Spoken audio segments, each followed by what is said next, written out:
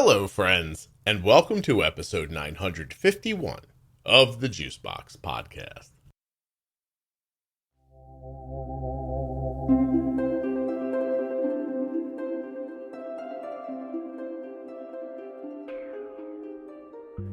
Today I have a return guest. Shirley is back from episode 414, Durban Shirley.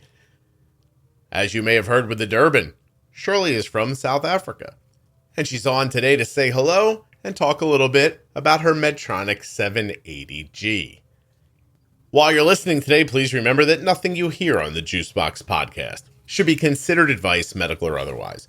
Always consult a physician before making any changes to your healthcare plan or becoming bold with insulin. Want to save 35% off all your comfortables, your towels, sheets, and clothes? You can at CozyEarth.com when you use the offer code JUICEBOX at checkout.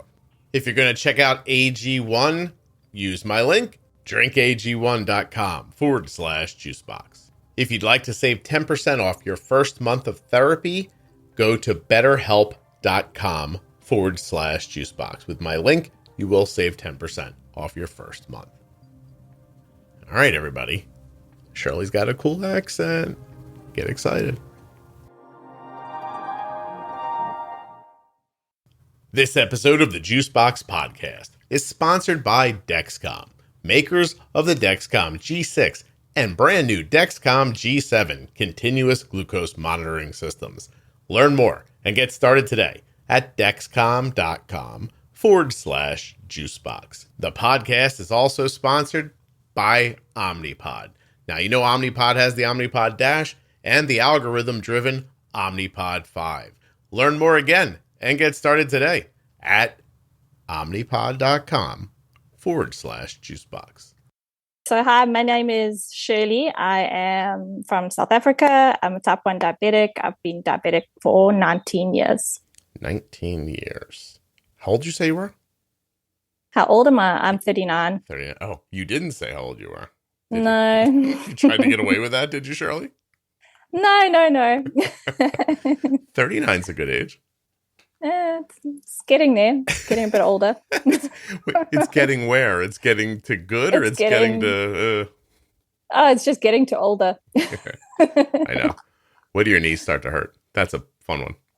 Or your shoulders. You're like, why do my shoulders ache? That's ridiculous.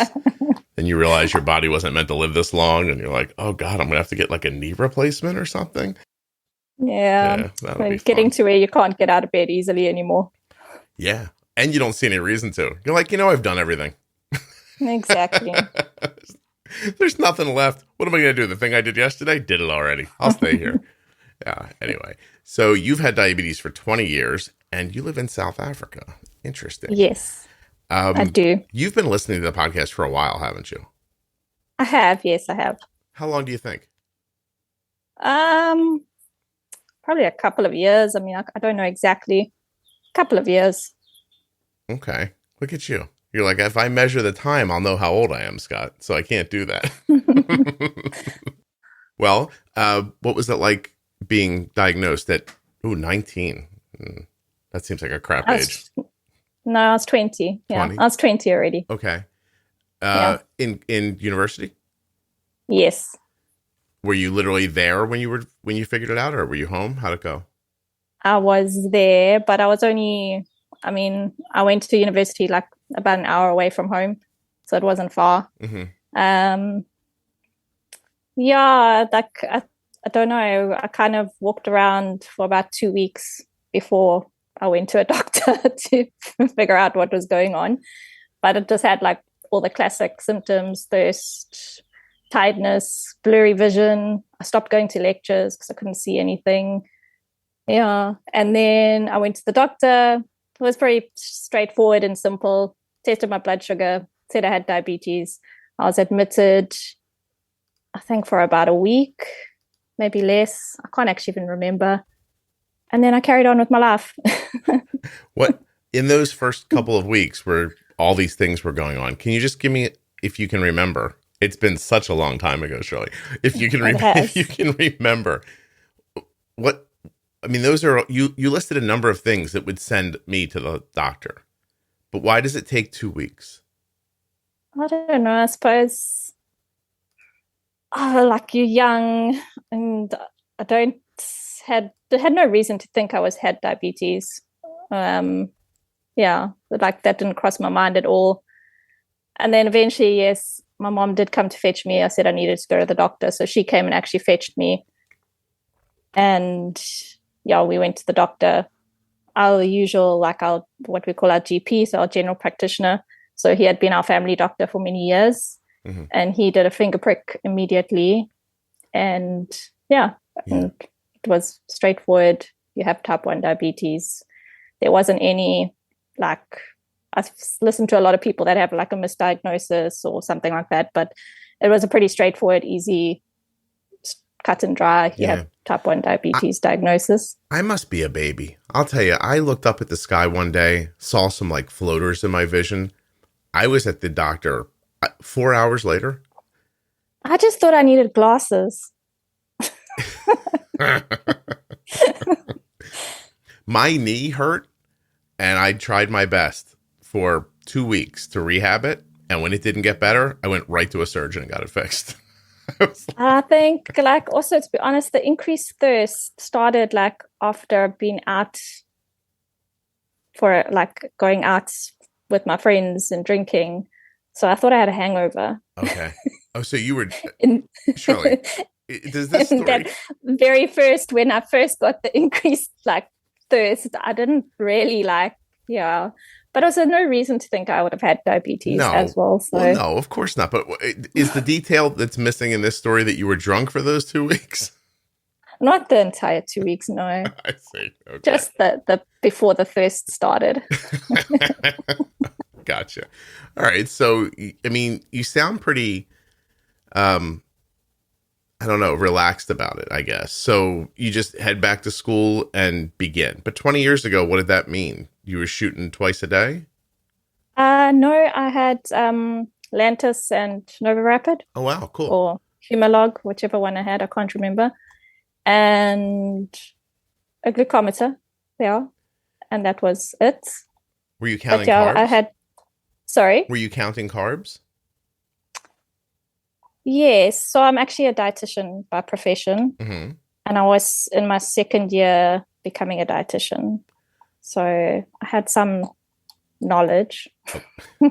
Not a lot, but some. How did that knowledge help you when you were drinking directly from a keg, Shirley? That was before my diagnosis. I changed. I stopped drinking. Well, did you? Yeah, pretty much. Well, I didn't drink in any great amount after that, no. You know, I'm very responsible. Have you always been? I think so. Yeah. Do you know Arden is now at college, like maybe 5 weeks now? Yes, right. I listened to a before she podcast. Left. Yeah. Yeah. But so the boys are starting. They're swarming. Okay. You know what I mean? Uh-huh. And she's like knocking them back mostly. But she texts me one day and she says, this boy came up to me in class, and I didn't know what he wanted at first, and I realized he was hitting on me, and then he asked to walk me back to my dorm, and I said no thank you, and then he said, well, we're in the same dorm, so I'm just gonna walk with you, and she's like, you really don't need to, and then he did, and in the course of the walk, he offered her drugs as an enticement to date, though. Do you know what I mean? Oh. Like imagine if a man came up to you and said, Shirley, will you marry me? I have a home. And you'd think, oh, okay, well, I might have a home then if I married this man, if I don't have my own home. He was like, will you go out with me? I have acid. Oh, that's not a good idea. Well, come on. First of all, 18-year-old boys don't know what they're doing, right? Yeah, no. But I would stay away from that person. Let me tell you why I told you the story. Because she says to me, I don't need that problem. I have enough trouble with my health. And I don't want to drop dead because I don't know what I'm doing. And I realized, I don't know if Arden doesn't want to do drugs or she doesn't want her blood sugar to get low. I can't tell the difference. But, but she was like, that was... She's responsible. She is. But how does that even happen? I don't know. She's had like diabetes for a long time. So I think like as much as parents do stuff for their children with diabetes, you do have a sense of responsibility that other people don't. Right. No, it's interesting. Yeah. I mean, listen, without the diabetes, she still thought it was a weird, come on. Oh, don't get me wrong. That is a weird. Yeah. Let me tell you the rest of it. He waits like a week and tries again. And she says, I'm still not interested, but thank you.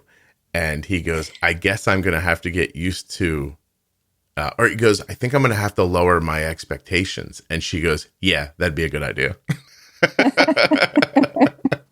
So anyway, so you're back at school, but you're in your nutrition mind now, and you take things seriously, it sounds like. So management back then, no CGM, obviously. No. Do you know how it was going? Do you remember A1Cs at the time?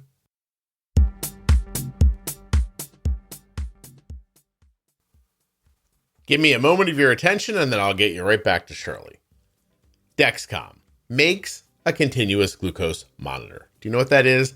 It's a device you wear that can tell the speed, direction, and number of your blood sugar. So if, for instance, why don't I open my phone and I'll look at Arden's blood sugar on her Dexcom. It is actually 2:00 in the morning right now because I procrastinated today, and Arden's blood sugar is 98. It is stable. It is neither rising or falling. I see that on my iPhone. The number, the arrow, which tells me she's stable. It's beautiful. Do you understand what I'm saying? Do you? Where is Arden right now? In her bed, I think. But I still can see her blood sugar. I'm not in her room. I'm not calling her on the phone, because you can share blood sugars with up to 10 followers with a Dexcom. Dexcom.com/juicebox. You can also set alerts. For instance, Arden's low alarm is set at 70. Her high alarm is set at 120. That's on my phone. On her phone, her low alarm is set at 70. Her high alarm is set at 130. Little beep when you hit that number, you get to that threshold, and it lets you know, oh gosh, I'm going up or I'm going down. How does it do that? The beeps have different tones. You learn them. Beep, beep, high. Beep, beep, beep, low. How do you know that? I know that because I've been using Dexcom along with my daughter for so many years, and I really think you would love it. Dexcom.com/juicebox. Links in the show notes, links at juiceboxpodcast.com to Dexcom, and my next sponsor, Omnipod. Omnipod.com/juicebox. You get two great options with Omnipod. You want to kind of go old school? Get the Omnipod DASH. Put in your settings, you make all your decisions. Or check out the new Omnipod 5. It's an algorithm. It works with the Dexcom G6 right now, and it's terrific. You put in your settings, but then you start telling it, hey, look, this is how many carbs I'm having. It says, this is how much insulin I think you should have, and it just kind of does it. It's redonkulous. And then if later it thinks you need more insulin, it gives you more. If it thinks you need less, it takes it away and tries to stop low blood sugars. Omnipod 5 is absolutely terrific. Whether you want the Omnipod DASH or the Omnipod 5, my link is the way to go. Omnipod.com/juicebox. You can learn everything you need to know there. You can get started, I think you can ask for something. There's a bunch of stuff you can do on there. Just go check it out. It's fantastic. Absolutely fantastic website. You're going to see my face when you first log on. Just ignore that. Don't let it scare you. Scroll right down, get to that good Omnipod information. Once again, when you use my links, you're supporting the show and helping to keep it free and plentiful, and I really appreciate that. Omnipod.com/juicebox. Dexcom.com/juicebox. Use the links. Support the show. Let's get back to Shirley. I eventually am going to ask her about sharks. And at some point, I'll explain the stupid title of this episode.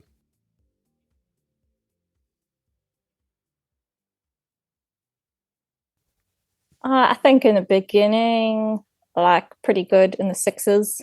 Mm-hmm. I mean, I suppose, I don't know, maybe I did have a bit of like a honeymoon phase. I think my highest HbA1c since diagnosis has been about 9%, around 9%. Okay. And that was before I went onto a pump. How long were you injecting? And I'm trying to think because I've been on a pump for 11 years now. So 9 years? 8 years? Oh, 8? 9 years? Yeah. 8 years? Yeah. Fair amount of time. And Yeah. what, were pumps not available? Were you just not interested?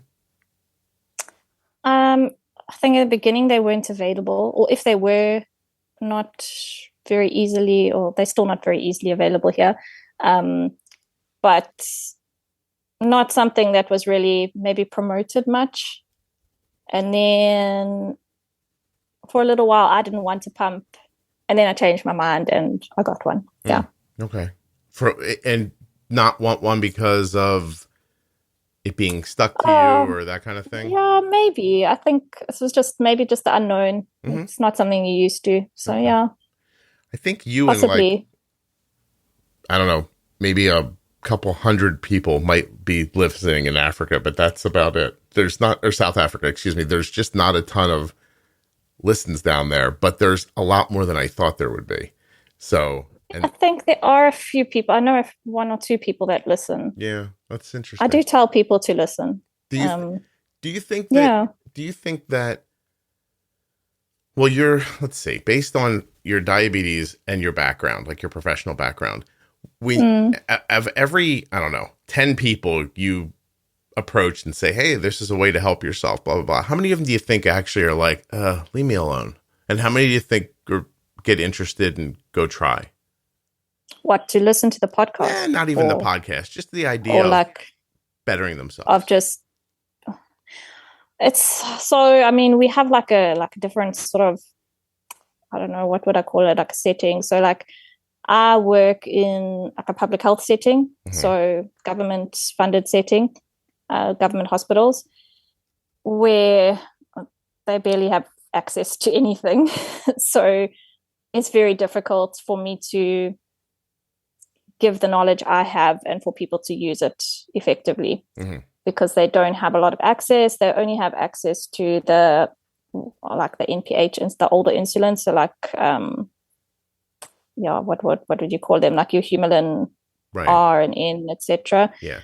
And if they get test strips, it's $50 a month. So yeah.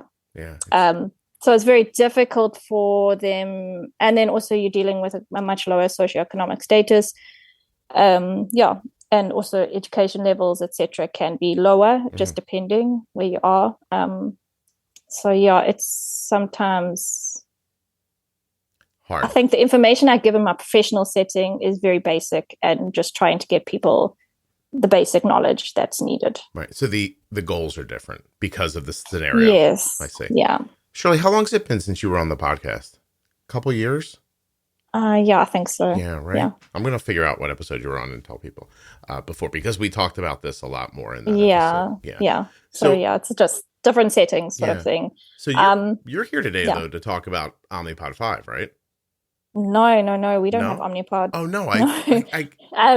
So the Medtronic 780G. Oh my God, I'm looking at the wrong. Not available. Sorry, I'm looking at my wrong notes. I'm like, how is she getting Omnipod 5? And then I realized I was on yesterday's notes. Sorry. No. Yeah. We don't have Omnipod at all here, so it's not an option for us. So you're using, Jenny and I just talked about this the other day. Sorry for that.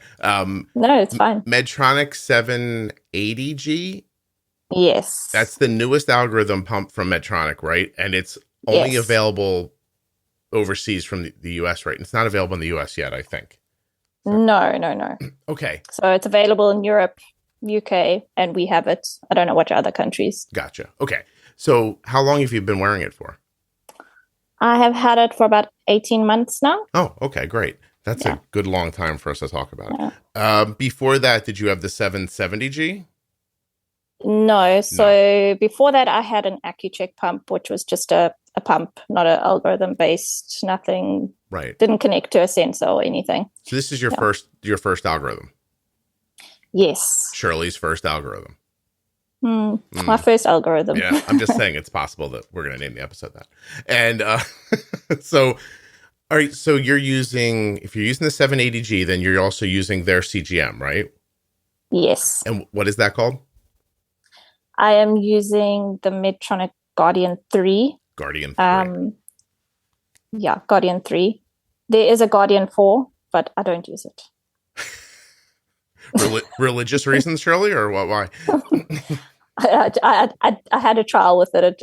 It did not work very well for me. Oh, just my personal experience with it was not very good. Well, we're just looking for your personal experience. So the Guardian 3 is working well for you, and by working well for you, you mean it's giving you results that match your finger sticks and things like that.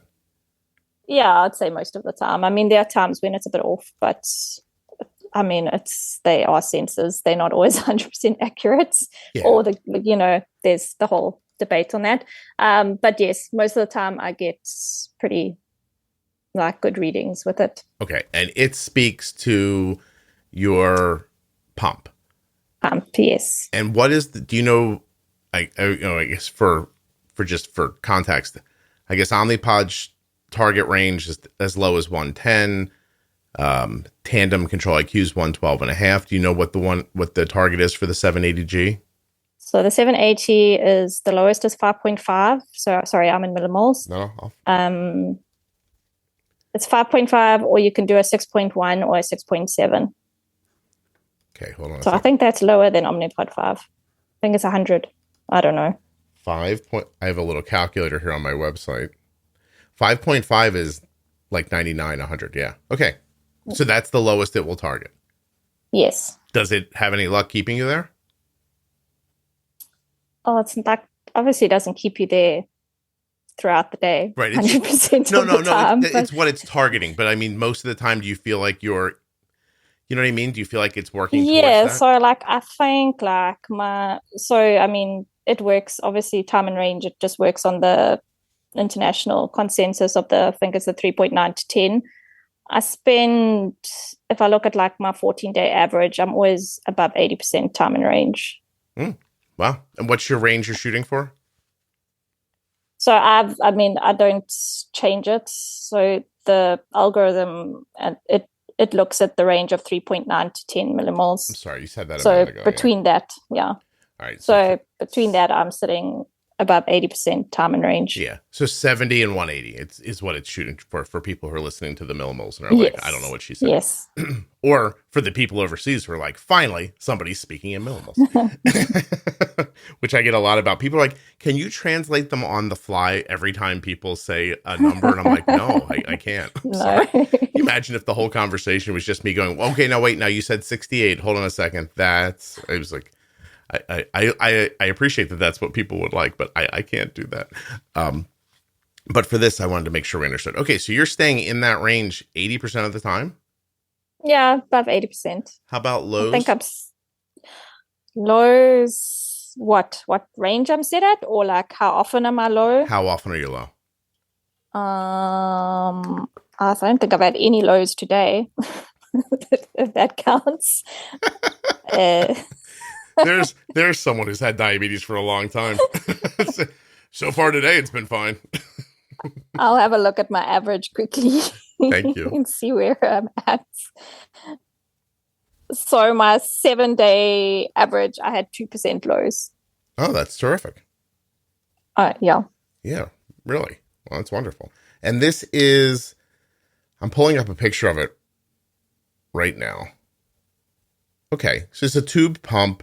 It's kind of small. It's reminiscent of a lot of older pumps as far as the size. You got a screen on the front. The CGM is on the screen of the pump, I imagine? The data, yeah. Yeah. And then there is an app for your phone that it's the app currently, it's not very functional. Just it's like a mirror of the screen. So you can bring up your readings onto your phone instead of taking your pump out. So you can kind of look at what's going on the phone, but you can't make any changes. There's no phone control at this point. No, not at this point. Gotcha. All right. You like it? Yeah, I'm quite happy with it. I think it's going pretty well. I mean, obviously there's always things that you think could be better or could be changed. I'd really like phone control. I'd like to be able to bolus from my phone, but that's not there yet. So that was the driving factor in Arden asking me to go back from Omnipod 5 to Loop. Oh, really? Yeah, she's like, I don't want She to can use carry a her phone. controller and I want to use my phone. I was like, okay. Yeah. So it was a big deal to her, actually. And they Yeah, all, that is like really something that I wish they would bring out. yeah, no kidding. How was it, like, not speaking about not speaking specifically about this pump, but about algorithms in general. What was it like adjusting from a regular pump to this? Like, where did you find yourself tripping up, and what did you like immediately? I don't think I had like a huge adjustment. So when you start the pump, it's like a similar. I listened to your Omnipod 5 episodes. It's pretty similar. So you wear it in what they call manual mode for 48 hours, and it, I don't know, collects its data, and then after 48 hours, it'll switch into what they call smart guard, which is their algorithm-based mode. It switches into that. I didn't have a lot of changes. I know when I set it up, they said my carb ratios might need to be changed. But I haven't felt like I've needed to change my carb ratios.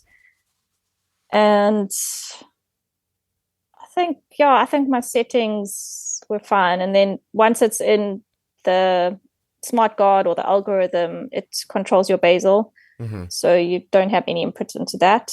It learns you over time and does the basal.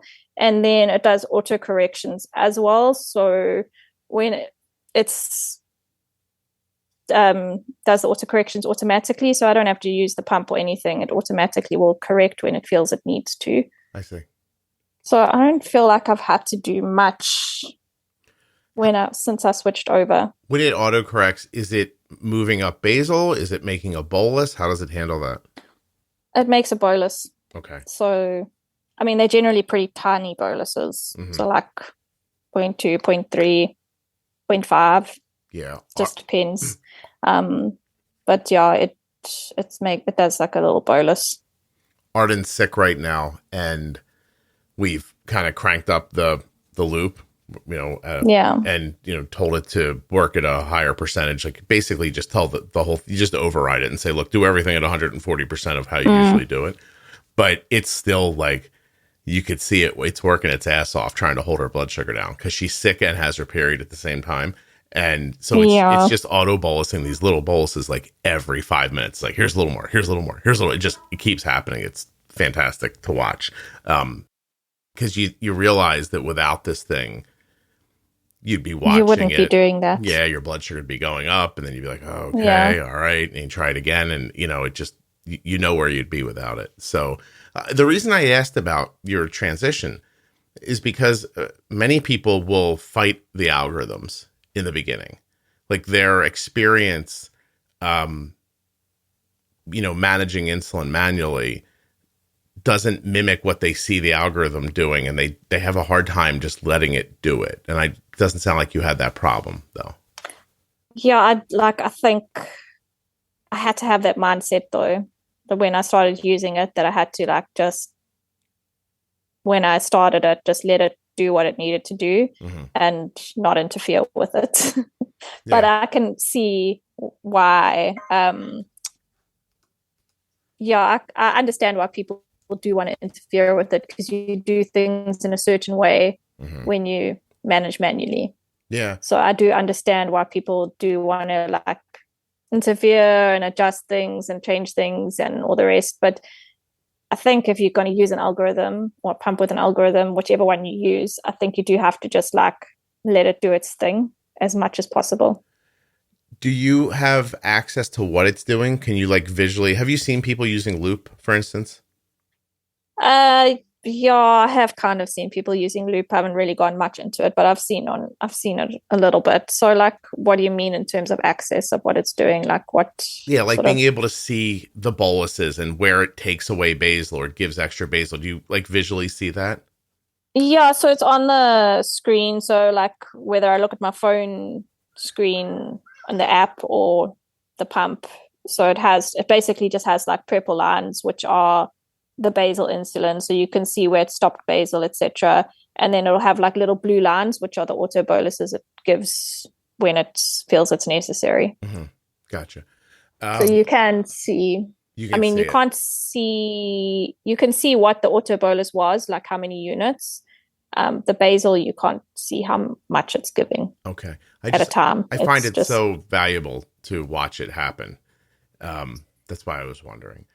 And yeah, it is. It's very like interesting. Like you'll see like